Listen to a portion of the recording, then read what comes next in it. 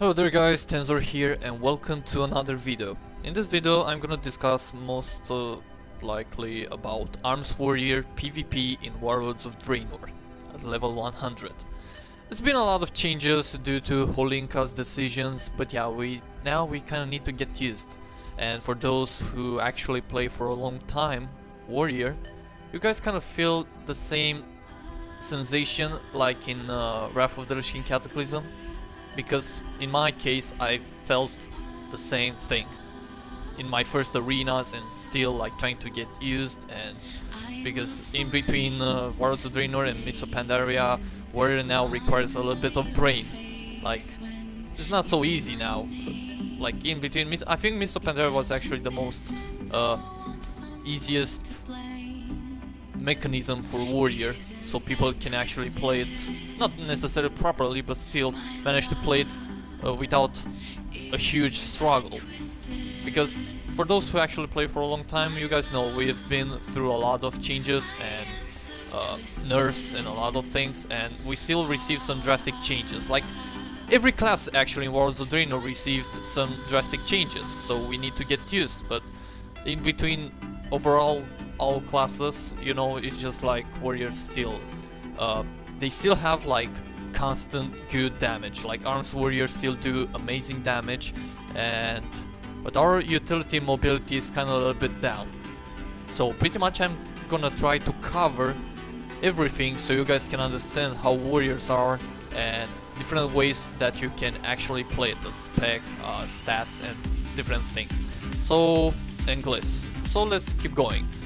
Probably gonna start with enhancements because it's new mechanism in World of Warcraft, and a lot of people don't understand, or maybe they're confused or things like this. But I'm not gonna explain properly about this mechanism. I'm just gonna explain about Warrior and strong points and things that you actually need to apply so you can be a strong Warrior.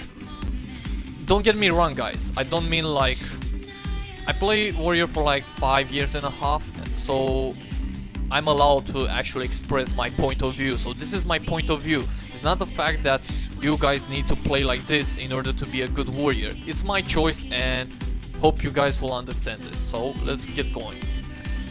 Multi-strike grants chances to deliver extra attacks.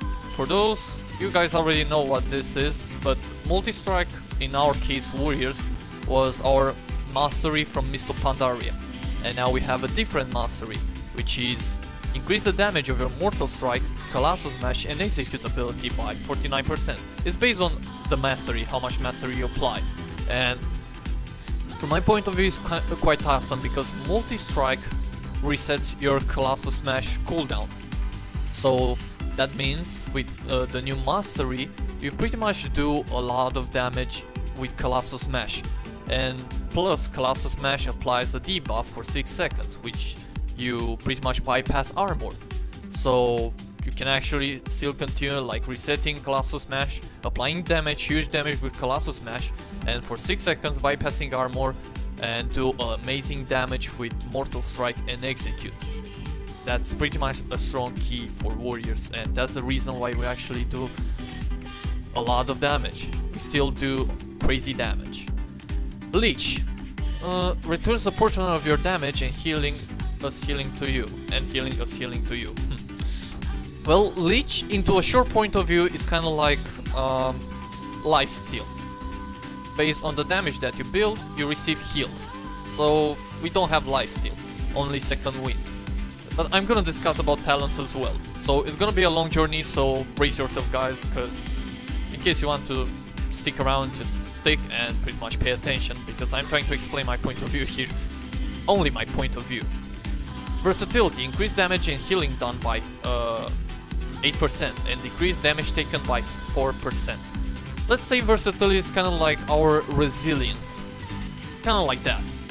And versatility you receive from enchants, for example here on cloak, neck, rings, and probably this is it. I think on weapon as well, but I have a Mark of Thunderlord, which actually increased 500%. I receive 500 critical strike. Whatever. And also the gear, like multi-strike versatility. not every single piece offers you versatility, but still it's a good thing to put on you, especially in case you play with a healer and things like this, to receive much more heals and things like this. So yeah, let's see. About spells, as Arms Warrior is pretty much quite interesting right now because we have back rend. But the rend is kind of a little bit changed, something similar with once the target causing, you know, bleed damage over time for 18 seconds and a final burst of 10k bleed damage when the effect expires. So when the rend debuff on the target disappears, it will do a final burst. And it's kind of similar with Soul Reaper. I don't know if Dev Knight still have Soul Reaper, but I'm sorry for you guys in case you don't have that spell anymore. Kind of weird because they implement a few spells in Mists of Pandaria, and this expansion they removed it. It's kind of like awkward. I don't know. So yeah, we have back rend, which is awesome. I kind of feel happy about it, to be honest. And let's see what we can pretty much explain about the rest of it. Yeah, we no longer have shield wall, unfortunately, because similar with paladins, like Ancient Kings is only like for protection. So same with shield wall. So our survivability kind of lacks a little bit because we only have Die by the Sword, and in defensive stance we have Shield Barrier, which applies an absorb damage for like 4.5 for next 6 seconds. Consumes up to 40 additional rage to increase the amount absorbed. So pretty much in case you have 20 rage, you receive like 4.5k damage absorbed. If you have like 40 rage, it will burn the entire rage so you can build up like 9k damage absorbed. In case you have like 39 rage, it will apply only the 4.5 damage absorbed. It will burn only 20 rage. Okay. What we can put? Hamstring is pretty funny because it does physical damage right now. And also, for example, now it's a big problem, this thing, because Mortal Strike now requires rage, so you no longer can build a sitting defensive stance and build up rage with Mortal Strike so you can still put damage. You need to be aggressive, going in battle stance and build up enough rage so you can pretty much do a stance dance. Now requires a lot of stance dance, more than in Mists of Pandaria, to actually play, you know, properly, survive and do damage. It's based on your awareness. Like, you need to have a good awareness against enemy players so you know how much you can still sit in battle stance or in defensive stance or things like this when you are allowed to switch back to battle stance. And pretty much, yeah, the defensive stance now is like 20% and damage decreased damage from 25%. So yeah, due to Mortal Strike that requires rage, you pretty much can't build rage in defensive stance. Like, the only reason why I actually sit in defensive stance is when I build up enough rage and I'm allowed to apply pressure with Mortal Strike, like burning rage while sitting defensive stance. And also be sure to be ready to apply Shield Barrier. Shield Barrier is not necessarily a must, but you need to survive a little bit when it comes to, you know, enemy when they pop cooldowns. In rest, what I can pretty much explain about this, like, we will go into talents as well and pretty much explain, like, we no longer, and about mobility, we no longer have banners. Because first time I thought we still have school banner, but unfortunately this image is for recklessness right now, and it's quite funny because I was searching desperately for my banners and I completely forgot that they actually removed banner. Just because I saw this image, I thought that I still have the rest of the banners. So yeah, I explained about defensive stance and pretty much like constantly sitting in battle stance and defensive stance only when you actually apply build up rage and use to use shield barrier in defensive stance. And also yeah, a few spells requires Colossal Smash, and sorry, a few spells requires battle stance to use different, yeah, to use Colossal Smash or Recklessness or different things. It will immediately switch you from defensive stance to battle stance when you pop Recklessness, Colossal Smash for example, and things like this. And I don't know how many spells are actually, you know, forced to switch on battle stance, but probably these two are the only abilities that requires battle stance. Okay, we explained about a few changes in spells. For example, yeah, we have less spells now and a lot, not necessarily a lot of passives, but a lot of them are turned into passives. And yeah. What can I put more? Yeah, Battle Shout and Commanding Shout are just like last 1 hour. So you no longer can pretty much like spam Commanding Shout and Battle Shout to build up rage, unfortunately. And yeah, let's go to talents right now, shall we? Okay, dokie. So this is the way I go now, because it pretty much like I tested out Warbringer, Juggernaut, probably everything possible, and I felt comfortable by playing this spec right now. And I will explain why I'm going like this. Double time, because it will actually help to... how to put it? It will actually help you to have a little bit of mobility and stick on the target as much as possible. And that's pretty much the reason why I play double time. But you need to know, you pretty much need to know how to use it, because you don't need to use them like, you know, charge immediately or things like this. It may be some opportunities when you actually need to burn both charges of charge, because, you know, to prevent something or move or run or different options to burn both of them. Okay, at level 30 we have the reason why I don't go second wind. It's a long discussion, not long but still. A lot of people complained about second wind because it's kind of like weak. Like, you know, most of you guys were using second wind, you know, running around pillars from the enemy and start working on that healing. Like, you let second wind to do your work, your healing, and avoid damage when you are like under 35% health. You can now you get 10% leech lifesteal. So pretty much you need to sit in battle stance and build up damage to receive heals. Like, it actually motivates people to play at second wind, because they can pretty much keep the aggression and know that based through the high aggression you can pretty much, like, being aggressive constantly on the target doing damage, you will actually receive a lot of heals. But still, it's kind of like not good, because in case you receive a stun or a CC that will break your mobility, break your options to build damage, it will no longer heal, and that's a big problem, because if you are like under 35%, you can't, you know, and being like a full kidney, you're kind of like dead. And you can't allow to constantly sit after the full kidney. You can't sit in battle stance and still do damage to heal. It's too like random number generator, like RNG heals, and you can't prevent, you know, you may receive a lot of damage constantly from the enemy, and that's a big problem, because you hardly recover from that kidney shot under 35% with second wind, and that's a big problem. Even though it's a good combination, like going you know, battle stance, defensive stance, and use shield barrier and go back to battle stance and do damage so you can cover up the heals. But still, the absorber amount is not so good enough. And while sitting defensive stance, you barely actually when you sit in defensive stance and under 35%, you barely deal damage and receive heals. So you are forced actually to sit in battle stance. So that's the reason why I'm going Enrage Regeneration, because it will cover up a lot of healing amount while sitting with defensive stance and spamming shield barrier.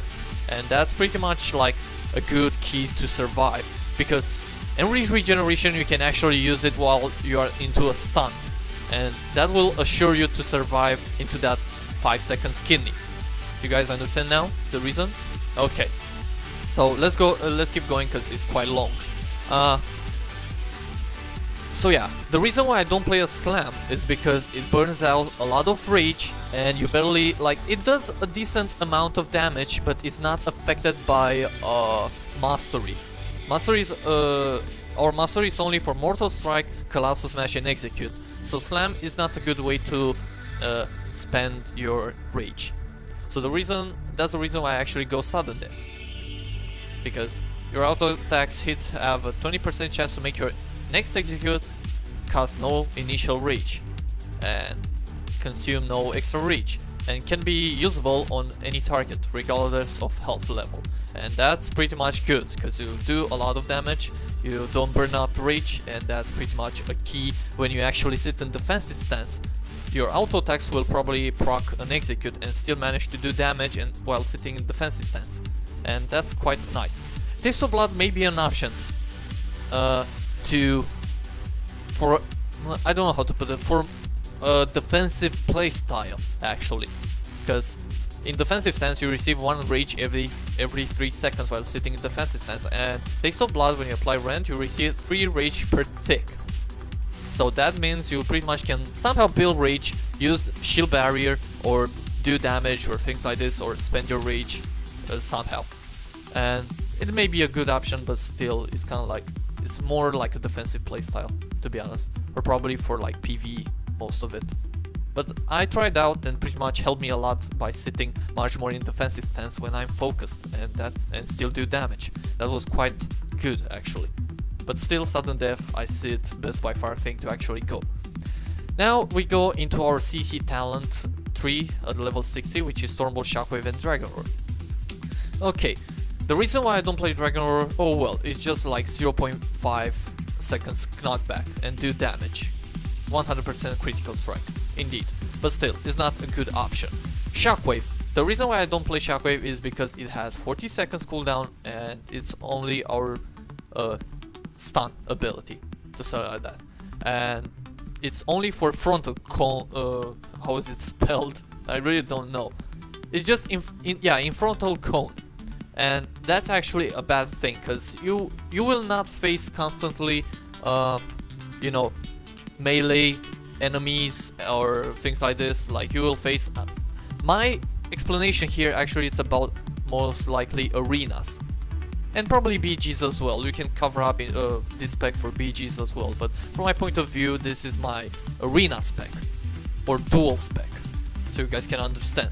So yeah, Shockwave, you know, you feel like stunning the enemy healer, but you can't reach him because you don't have charge or heroic leap, but you need necessarily to stun him. It's kind of like bad. Indeed, Shockwave is a good opportunity when you face double melee comps, or you know, in 3s or 2s. It's just like it's Shockwave is good for that, only for that. But Stormbolt allows you to think and use it in different opportunities to prevent upcoming CC, chain CC from for your healer, and pretty much like decide, should I Stormbolt this melee enemy which is like doing a lot of damage on me, or should I, you know, throw on that mage to prevent something, or warlock to prevent fear, or you know, stunning the healer so you can follow up your teammates to follow up with a CC. You guys understand that.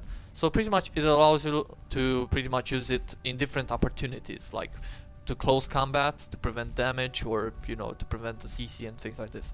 Let's go to 75, which is our utility. I decided to take Safeguard even though it's not so strong anymore, only for your teammates, because it no longer breaks roots, sadly, or slows effects. That's pretty much not good. Only for the 20% damage reduction on one of your teammates.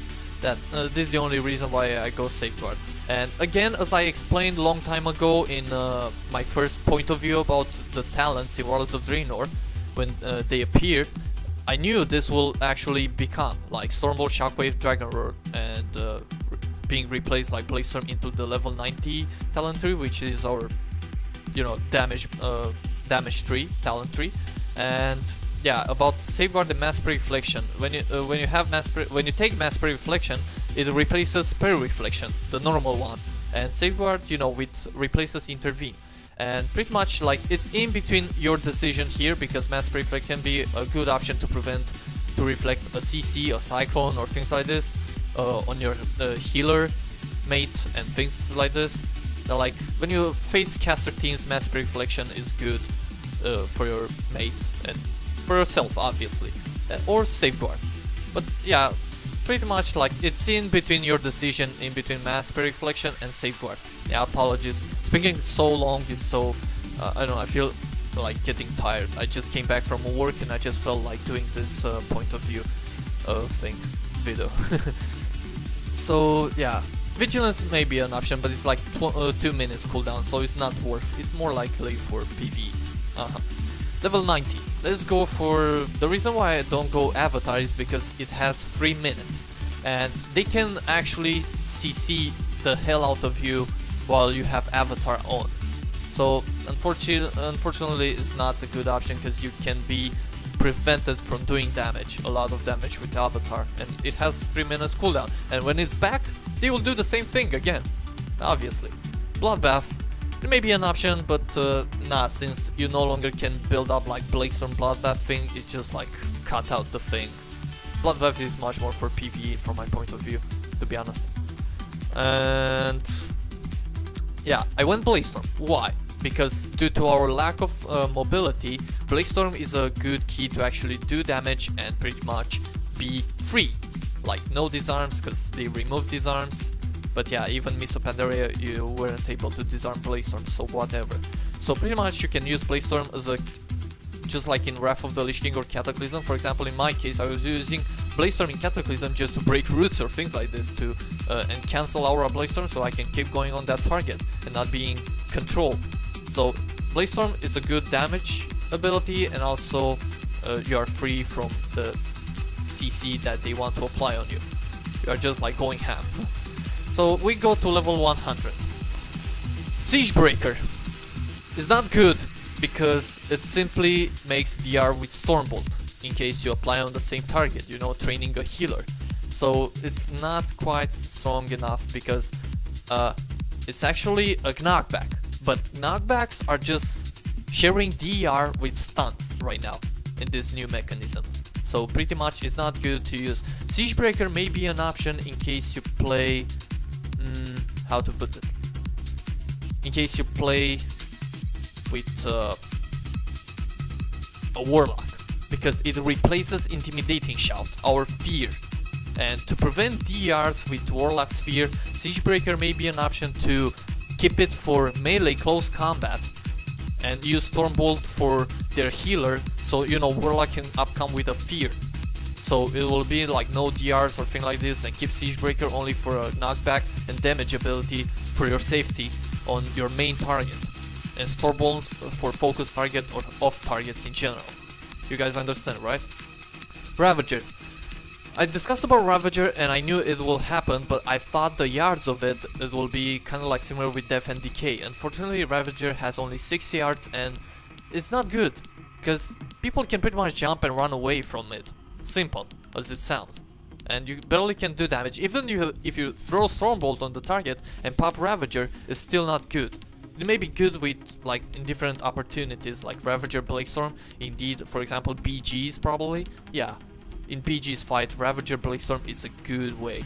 It's best by far thing to actually use for BGs. But yeah, we are speaking about arenas, and Ravager is not a good option. And also it has 1 minute cooldown. Simple. So I decided to go Anger Management. Every 30 rage that you spend reduces the remaining cooldown of several of your abilities by 1 second, which is Avatar, Bloodbath, Bladestorm, Stormbolt, Shockwave, Dragon Roar, Monkey Banner, Heroic Leap, Recklessness, Die by the Sword. So Anger Management, it's an overall passive which increases your mobility, utility, and damage burst, your aggression, and building up a lot of damage. Like, it allows you to throw everything because you know for sure you will have them back by being aggressive, playing aggressive. You know you will build up back the cooldowns and pretty much use them as fast as possible. So Anger Management is best by far thing to actually use, because overall the global cooldown, which is 1 second, and after using like for example Hamstring and Mortal Strike, you already lost another 1 second cooldown. So that means 2 seconds cooldown into a 1 second, you know, global rotation, because Hamstring is not on global cooldown with the rest of the spells. So pretty much I cover about talents, and this is only the first part. The second part probably will be like, this is my point of view, and in the second part video I'm gonna make I'm gonna prove how this spec actually goes, like in arenas, doing arenas and things like this, or duels. But probably, yeah, this is the best by far thing to actually prove, because we need to prove that these talents and what I'm trying to say here are actually good, right? So let's keep going. My glyphs actually are just simple, not big of a deal. Glyph of Bull Rush.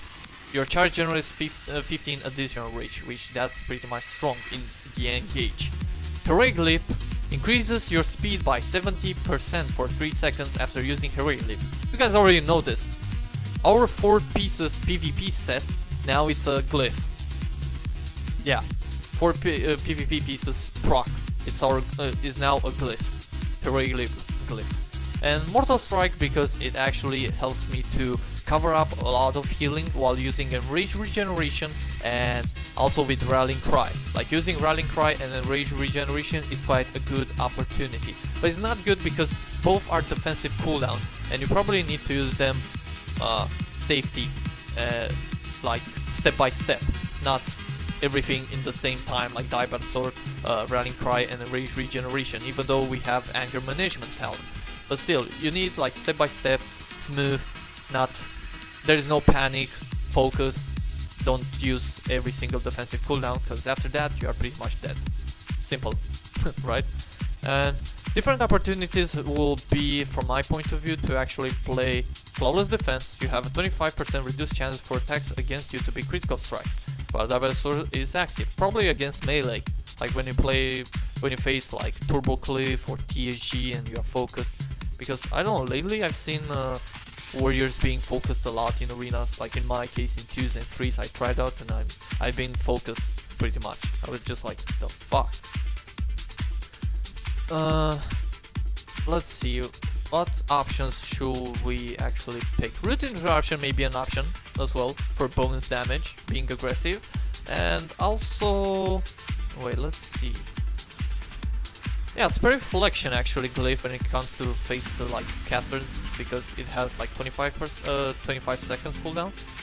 Or Shattering Throw actually, when you face mages and pallies, because now our Shattering Throw ability, now it's a glyph, unfortunately. Yeah, they decide to make that, I can't complain, shit happens.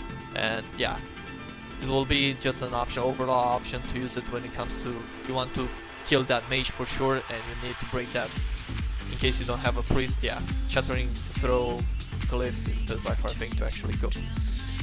So yeah, overall, from now at the end of the video, I'm pretty much not gonna cover up what I discussed. I'm gonna just simply say that pretty much this is the way that I will go, and as priority I will go Mastery Multi-Strike or Mastery Versatility, but probably Mastery Multi-Strike.